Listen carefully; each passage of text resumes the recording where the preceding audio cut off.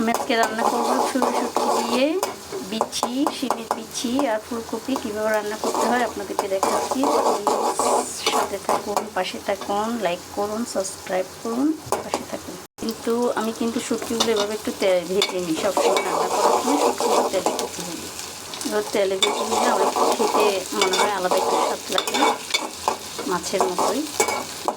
আর যা মশলা লাগবে, হলদে গুঁড়া, জিরে গুঁড়া, মশলা গুঁড়া এবং মরিচ, আমি এভাবে পানি দিয়ে একটু মেখে নিই।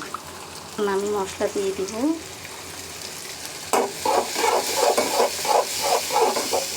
আমি আজকে মরিচটা একটু কম ধরেছি, কারণ আমার মেয়েটা বিচিটা একটু পছন্দ করে, বিচি খেতে চায়। আমার মা হাসানাত বুড়ি একটু বিচি খায়, সেই জন্য ঝাল লাগবে বলে আমি মরিচটা একটু, লাল মরিচটা একটু কম ধরেছি। মেহেদি দিয়েছে, এই হাতে দিয়েছে, দেখেও না, একটু দেখেও না। এই তো আমার মা